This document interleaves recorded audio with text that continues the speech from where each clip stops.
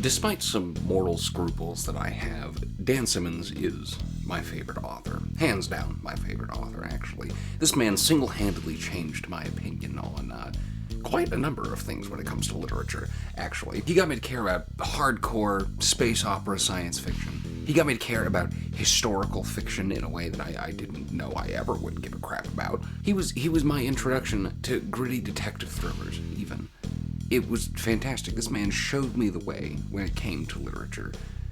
Despite, like I said, a few moral scruples that I have with him, I really do think that Dan Simmons was pretty brilliant. He showed me a lot, and I appreciate what he showed me, despite the weird shit. But with that said, I don't really like his short stories. It's not that short stories are bad, and there are, in fact, quite a number of decent, good short stories in here. I don't really care for them very much. I bounce off of short stories. I need a longer project to sink my teeth into. The longer I can be in something, the more I can return to it, the more real it feels to me. So, take whatever I have to say today with a grain of salt. I am just a bit biased against short stories.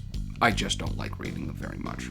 That said, Dan Simmons is my favorite author, so I intend to read everything the man's ever put out. It is a fairly hefty anthology. Clocks in at 403 pages in mass market paperback, and that calculates out to be approximately 140,000 words. There are 13 stories in here. Each one has their own introduction written by Dan Simmons, although there is a general introduction written by Mr. Harlan Ellison himself. I will try to keep this generally spoiler-free, however, if I do end up bringing up anything that is particularly spoilery about any individual story here, I will try to flash something on screen. The first story is The River Styx Flows Upstream.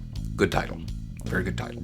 That's a running theme in this, actually. There are a lot of really well-titled short stories in here. The contents, we'll talk about them, but the title's really good. The first story is about grief. It's about losing somebody and the ability to bring them back. The introduction to this story specifically, Simmons mentions that Harlan Ellison read this story. This is the one that actually got Dan Simmons noticed and really did kick off his writing career.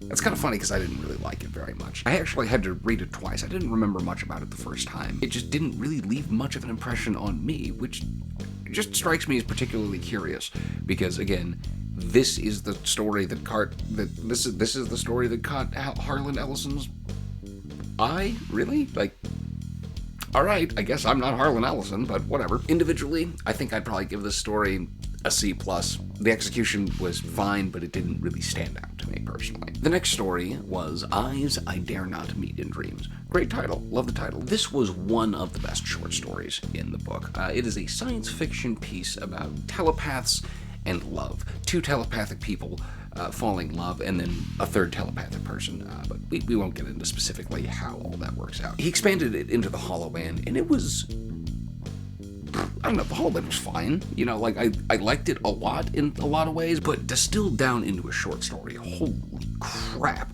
it was done so well. I loved the short story in this instance. I would actually honestly suggest the short story Eyes I Dare Not Meet in Dreams over the novel The Hollow Man. Beautiful. Small spoiler here. Just small spoiler. The moment that Brennan first meets his wife, like before they're at the party, they connect with each other. Oh my god, it gives me chills. Eyes I Dare Not Meet in Dreams. Big thumbs up. A-. Really excellent story. Excellent short story. Best one in this book, I think, probably. Oh, Vanni Fucci is alive and well and living in hell. Dan Simmons doesn't really, do comedy, per se. He injects comedy into his stories, yes, but it doesn't really do comedy. This is one of the very few exceptions. This is easily one of the best short stories in the collection. Solid B. Solid B. Absolutely treat yourself to reading Vanni Fucci is Alive and Well and Living in Hell. It is such a good story. The next story is Vexed to a Nightmare by Rocking Cradle. First of all, wow, what a great title. That is one of the greatest titles, if not the greatest title that Dan Simmons has ever come up with. It's a damn shame I can barely remember anything about the story. I read this story twice. And there's something about a televangelist and, Santa or something. I could go back and read it a third time, but if I really just cannot remember that much about it after reading it twice, obviously just not my bag. So, sorry, love you, Dan, but F. It just, you know what? No, okay, Dan, I'm gonna give you a D- just because I love the title. You don't get an F, but you did come up with one of the coolest fucking titles, so D-. That's what I'm gonna be on this one. Oh, Jesus. Oh, God. Remembering Siri, it's Romeo and Juliet with space dolphins. I hated the story. I can appreciate the story because it went on to inspire the rest of the Hyperion books, all 4 of them. God, what a boring fucking story. Sorry, Dan, I didn't like it. It was well written, but I really disliked it. I would give it an F, but it spawned Hyperion, so D+. Goddamn, I really do not like Remembering Siri. Anyway, moving on. Metastasis was alright. It was okay. It was fun. Not the most original idea, far from the greatest execution, but just fun. It was stupid horror. It was enjoyable. Like, all right, hell with it, I'm down. It's an urban horror story about cancer vampires. What else do you want? It's schlocky and fun, so I'm down for it. The creatures themselves look interesting. They have a unique look about them, and that's about all I can say for this one. C+ for Metastasis. After that, we have got The Offering. The Offering. Man, it was kind of useless. It was literally just a retelling of Metastasis, the last story. It's a retelling, but rewritten as a script to be shown on a television show. I think it was called Monsters, is what they mentioned in the introduction for this short story. It just, honestly, probably should have been cut. Like, that's the thing. It was fine. I'm gonna give it a C-, I think, but there really was no reason for it to be here. Like, it was here because Dan Simmons wrote it, and he wanted to pad out the length of this book of short stories, which was like, just don't do that, man. The book of short stories altogether would have been better if The Offering would have been left out. As television, I'm sure it was fine. I don't know, I haven't actually seen the episode of whatever show it was. You're just gonna give me, like, a half-baked version of it that's written for television, and I fucking hate TV anyway? Like, alright, fine. It was okay, C-, but, like, it just felt like a waste of paper. E-Ticket to Namland, another real good title. In my mind, I had real high hopes for this one just based off the title. I know you're not supposed to do that. But it's like, all right, Dan, that's a cool title. I like that. And then we got there, and I wasn't disappointed per se. It just wasn't what I had kind of hoped. Obviously, okay, this is gonna be a theme park about Vietnam. He capitalized on it on a lot of ways. He used it in ways that he needed to, just like I didn't really feel like I could connect with it. I don't know, it felt somewhat flaccid altogether. Then again, I didn't survive through that generation, right? I didn't live to see what Vietnam was like, right? Dan Simmons did. So I can't connect with it on that level. However, it was executed fairly well, so I don't know. C- on E-Ticket to Namland. Iverson's Pits. Iverson's Pits was a historical fiction story about, like, how buried history will resurface at some point and come back to bite you. In reading the story, I was kind of bored, but in retrospect, I actually enjoy it quite a bit more. The historical notes were interesting. It wasn't great. He just made a lot out of it, and it had a lot of staying power for me. So, B- on Iverson's Pits. Good story. I enjoyed it. Shave and a Haircut, 2 bits. I mean, it was fun. It was a silly horror story about barbershops and vampires. It didn't try to take itself too seriously. It took itself a little seriously. It's kind of hard for Dan Simmons not to. That's just part of his shtick, is he takes it very seriously no matter what. But, like, it still came off as fairly silly. He mentions in the introduction that it's it just kind of stitched together from early memories of being scared in barbershops. And it doesn't really amount to anything too particularly insane and like a plot twist or nothing. But the end is fun. There is one neat thing about the vampires that is like, that's cool. C+. I enjoyed it. The Death of the Centaur. This is, okay, this one's also connected to the Hyperion stories. However, in a really kind of weird and meta way.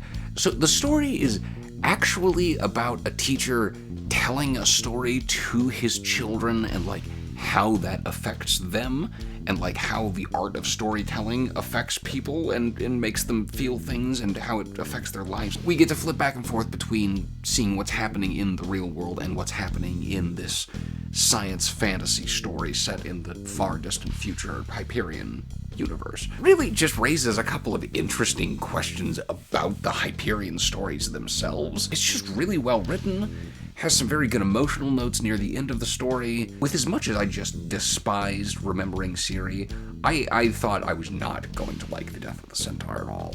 But, you know what? I was pleasantly surprised.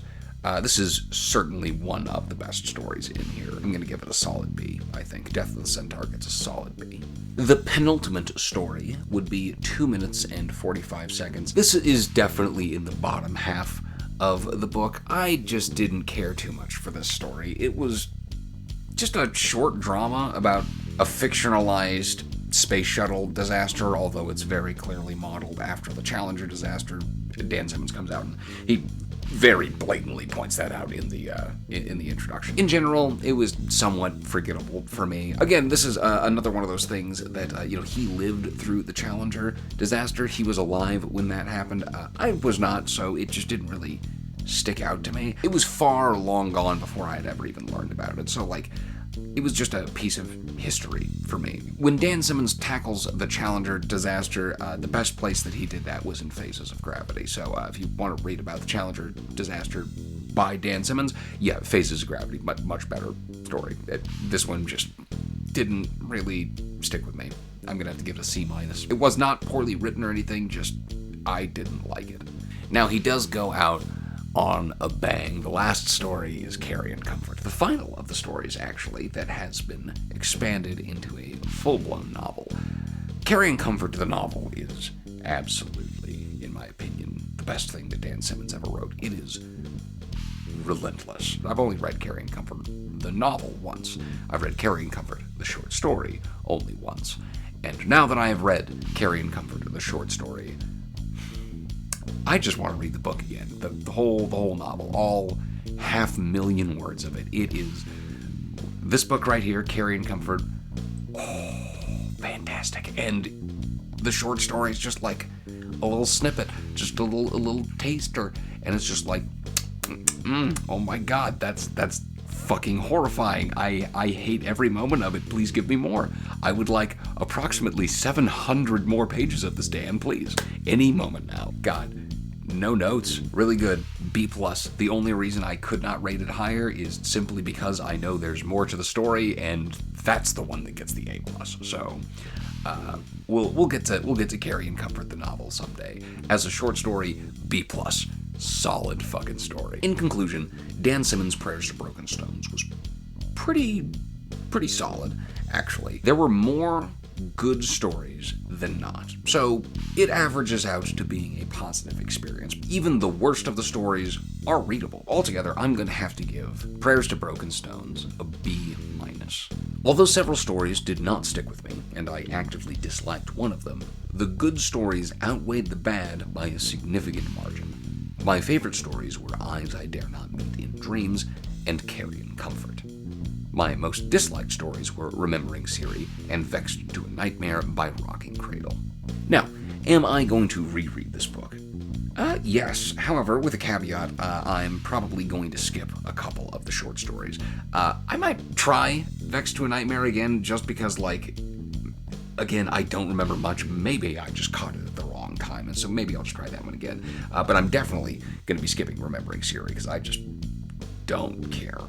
Just don't care. Probably not going to read for 2 minutes 45 seconds again, because that one was just not my bag. River Styx Runs Upstream was okay, but it didn't tickle me enough to really be one of the things that draws me back into it. But I'm certainly coming back for Eyes I Dare Not Meet in Dreams. I'm definitely coming back for Vanni Fucci is Alive and Well and Living in Hell. And certainly, almost forgot it, The Death of the Centaur. Also coming back for that one. Really, just some excellently written stories in here, some decently written stories in here, and a few that just, didn't connect with me. My name is Damien, by the way.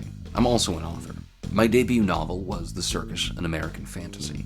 I also wrote Portraits in Bloodlines, short stories with my father, Rick Foreman, and the stage play 666, or a play about stones and how to carry them.